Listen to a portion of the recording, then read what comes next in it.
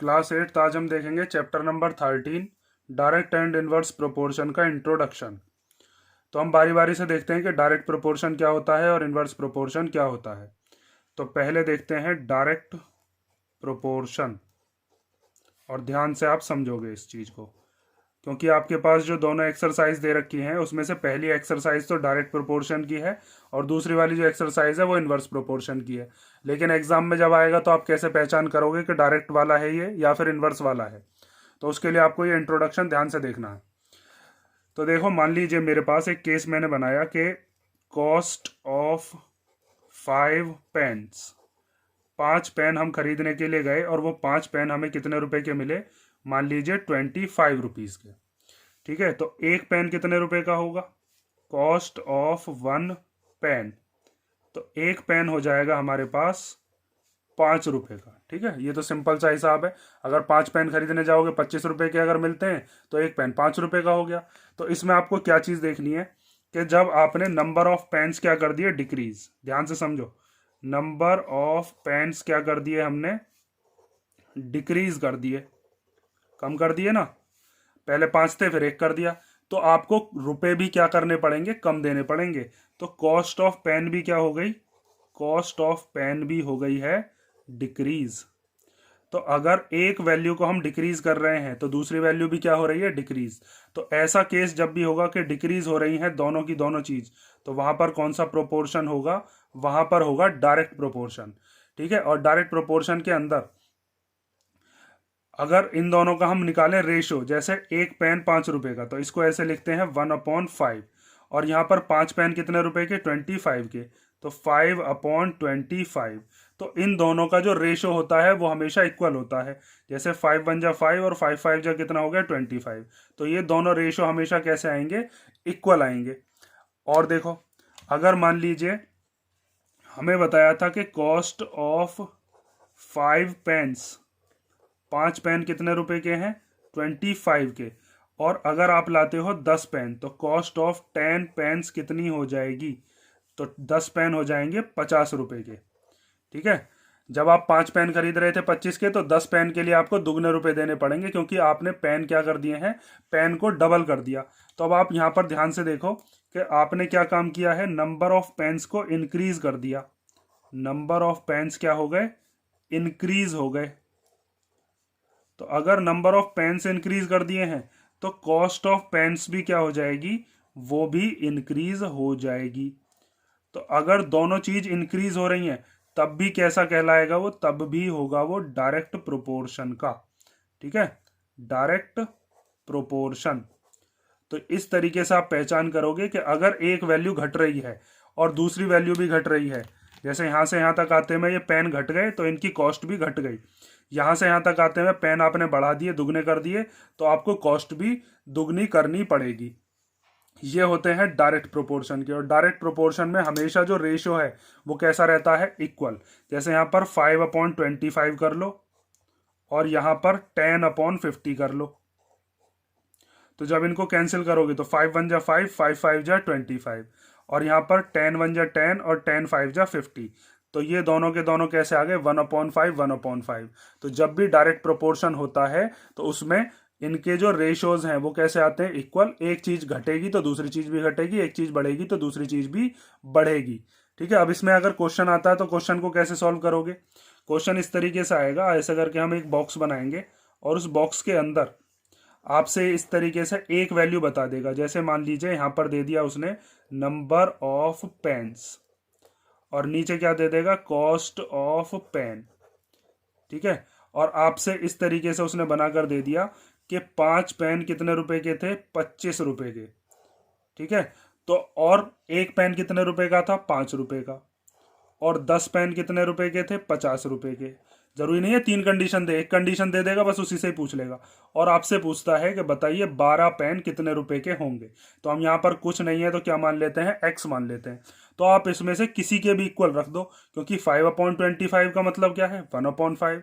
1/5 ये है ही। 10/50 का मतलब भी क्या है? ये भी 1/5 है। तो इसमें से किसी के भी इक्वल अगर हम रख देते हैं, जैसे मान लीजिए मैंने इस 1/5 के इक्वल रखा, क्योंकि सारे के सारे 1/5 ही हैं, और इक्वल टू में क्या रख दिया? 12/x। तो इस x की मल्टीप्लाई 1 में कर देंगे, 5 की मल्टीप्लाई 12 में, तो 1 मल्टीप्लाई x और 12 मल्टीप्लाई 5, तो 1 की जब x में करोगे तो x ही आएगा, 12 5 जब कितना हो जाएगा 60, मीन्स 12 पेन कितने रुपए के आएंगे, 12 पेन आ जाएंगे 60 रुपीज़ के। ठीक है, अब आप समझ गए होंगे डायरेक्ट प्रोपोर्शन हम कैसे पहचान करेंगे। अगर यहाँ से यहाँ तक आते में पेन आपने डिक्रीज कर दिए, पेन कम कर दिए, तो आपको रुपए भी कम देने पड़े।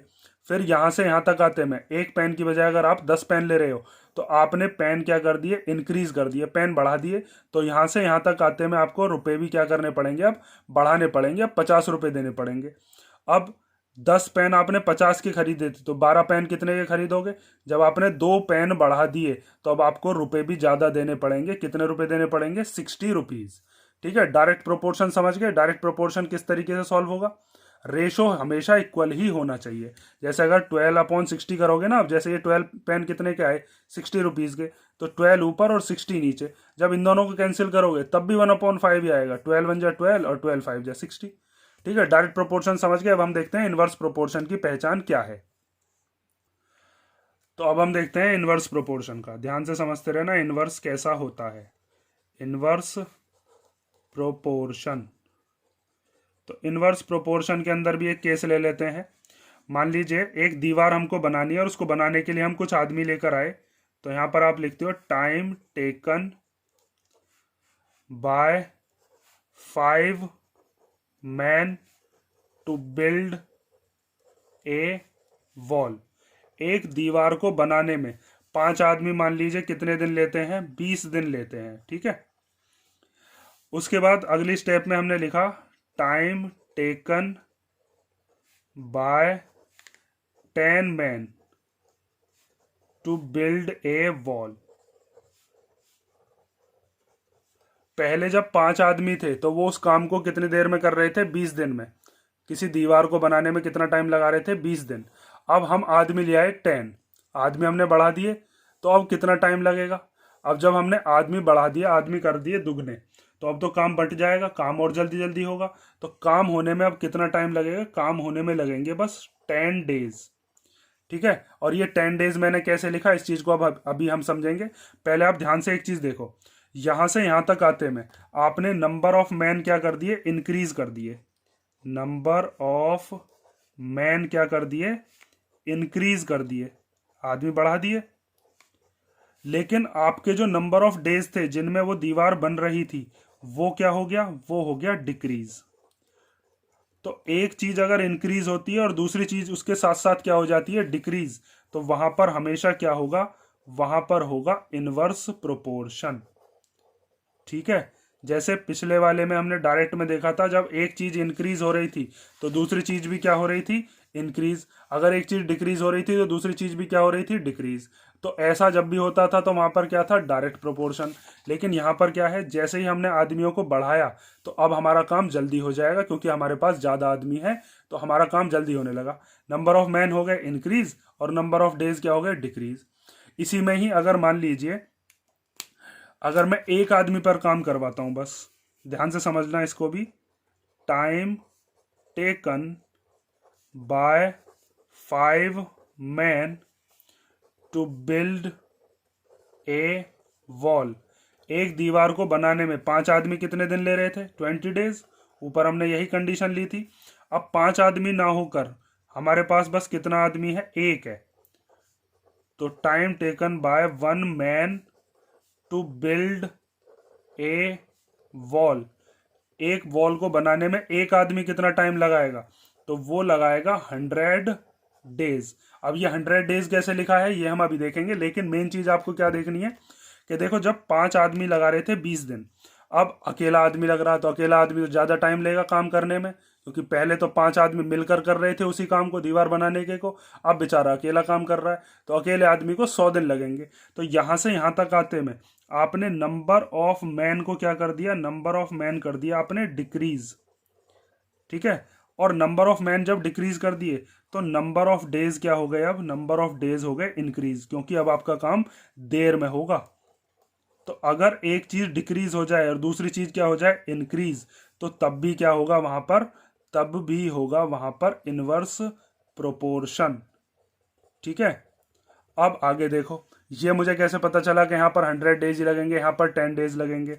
तो इनवर्स प्रोपोर्शन के अंदर जो है ना, इनका प्रोडक्ट हमेशा इक्वल आता है। जैसे 5 की मल्टीप्लाई आप 20 में कर लो तो 5 मल्टीप्लाई 20, यहाँ पर 10 की मल्टीप्लाई 10 में कर लो तो 10 इंटू 10, यहाँ पर 1 की मल्टीप्लाई 100 में कर लो तो 1 इंटू 100। इनका प्रोडक्ट हमेशा, मतलब इनकी मल्टीप्लीकेशन हमेशा इक्वल आती है। तो ये कितना हो जाएगा, 25 जा 100, 10 10 जा 100, और 1 की जब 100 में करेंगे तो भी 100। जो आपका पिछला वाला पार्ट था जिसके अंदर हमने डायरेक्ट प्रोपोर्शन समझा था, उसमें क्या था, उसमें रेशो इक्वल आए थे, मीन्स इनको हम अपॉन में रख रहे थे। और यहाँ पर क्या आ रहे हैं, यहाँ पर प्रोडक्ट इक्वल आ रहे हैं।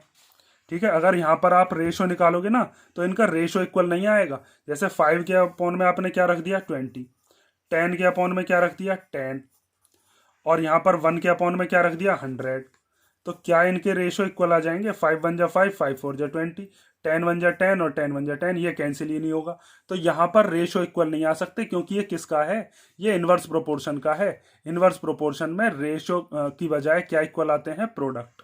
और ऐसे ही अगर इसमें आप देखोगे तो इसमें इनका प्रोडक्ट इक्वल नहीं आ सकता। जैसे 5 की जब 125 इसमें 25 में करेंगे तो 125 आएगा, 1 5 जब 5 आएगा, 10 की 50 में करेंगे तो 500 आएगा, और ऐसे ही अगर हम 12 की 60 में करेंगे तो 720 आएगा। यहाँ पर रेशो इक्वल आ सकता है, प्रोडक्ट नहीं आएगा। और यहाँ वाले में प्रोडक्ट इक्वल आ जाएगा लेकिन रेशो इक्वल नहीं आएगा, ये चीज़ नहीं हो सकती। तो इस तरीके से आप पहचान करोगे कभी भी इनवर्स प्रोपोर्शन है तो हमेशा ये दोनों चीज़ एक दूसरे की उल्टी होंगी। एक चीज़ इंक्रीज होगी तो दूसरी चीज़ डिक्रीज, एक चीज़ डिक्रीज होगी तो दूसरी चीज़ इंक्रीज। और डायरेक्ट प्रोपोर्शन में या तो दोनों चीज़ डिक्रीज ही होंगी या फिर दोनों चीज़ इंक्रीज ही होंगी। अब इसका एक एग्जाम्पल देख लेते हैं कि क्वेश्चन कैसा आएगा। ठीक है, जैसे हमने डायरेक्ट वाले का देखा था। मान लीजिए जैसे मैंने एक बॉक्स बनाया और इस बॉक्स के अंदर हमने लिख दिया नंबर ऑफ मैन और लिख दिया नंबर ऑफ डेज। ठीक है, और मान लीजिए ये बताया गया आपसे कि 5 आदमी कितना टाइम लगाते हैं, 20 दिन लगाते हैं। ठीक है, और तुमसे ये पूछा जाए कि बताइए 4 आदमी उस काम को करने में कितने दिन लगाएंगे, तो आप यहाँ पर क्या लिख दोगे, x। अब हमको पता है कि जब हम आदमियों को कर देंगे कम तो अब हमारा जो काम है वो लेट होगा, मतलब काम में ज़्यादा टाइम लगेगा। मीन्स यहाँ से यहाँ तक आते में अगर नंबर ऑफ मैन कर दिया हमने कम, तो नंबर ऑफ डेज जो होंगे वो क्या हो जाएंगे, इंक्रीज। तो एक चीज में तो कमी हो रही है तो दूसरी चीज बढ़ रही है, तो वहां पर हमेशा क्या होगा, वहां पर होगा इनवर्स प्रोपोर्शन। और इनवर्स प्रोपोर्शन में इनके जो प्रोडक्ट हैं वो इक्वल में रखे जाते हैं। मीन्स 5 की मल्टीप्लाई 20 में और 4 की मल्टीप्लाई x में। जैसे यहाँ पर जब हमने केस लिए थे तो यहाँ पर क्या लिए थे, ये रेशो में लिए थे अपॉन में। यहाँ पर लिया था ना कि 1 के अपॉन में 5, 12 के अपॉन में x, और तब इसको क्रॉस मल्टीप्लाई करके सॉल्व किया था। यहाँ पर क्या है, यहाँ पर लेंगे हम इनको प्रोडक्ट में। अभी मैंने आपको बताया है प्रोडक्ट में क्यों लेते हैं। अब 5 की मल्टीप्लाई 20 में कर लोगे तो कितना आ जाएगा, 100। अब इस 4 को इधर मल्टीप्लीकेशन से कहाँ पर ले आओगे, डिवाइड में। इक्वल टू में क्या बचा, x। 4 से 100 को कैंसिल करेंगे तो कितना आ जाएगा, 25। मतलब 4 आदमी कितने दिन में काम कर देंगे, 25 डेज में। और यहाँ पर कितना आ जाएगा फिर, 25। अब आपको दिख भी रहा होगा 20 की जब हम 5 में मल्टीप्लाई करेंगे तो कितना आ जाएगा, 25 जब 100, और 4 की जब 25 में करोगे तो भी कितना आएगा, 100, क्योंकि इनवर्स प्रोपोर्शन के अंदर प्रोडक्ट हमेशा इक्वल ही आते हैं। ठीक है, ये चीज़ आप समझ गए कि इनवर्स प्रोपोर्शन की और डायरेक्ट प्रोपोर्शन की कैसे पहचान करोगे। देखो हमारे पास जो 2 एक्सरसाइज हैं, एक है हमारे पास 13.1, वो पूरी की पूरी किससे रिलेटेड है, डायरेक्ट से। और ऐसे ही हमारे पास है 13.2, वो किससे रिलेटेड है, इनवर्स से। लेकिन एग्जाम में आएगा तो कैसे पहचान करोगे, वो कंडीशन से ही पहचान होगी कि कब डायरेक्ट लगेगा और कब इनवर्स प्रोपोर्शन लगेगा। ठीक है, इस इंट्रोडक्शन को ध्यान से देख लेना, पक्का कर लेना। अब हम देखेंगे नेक्स्ट वीडियो के अंदर इसकी एक्सरसाइज के क्वेश्चंस। और अगर अब भी समझ में नहीं आया हो तो कमेंट करके बता देना कि ये वाला पार्ट समझ में नहीं आया।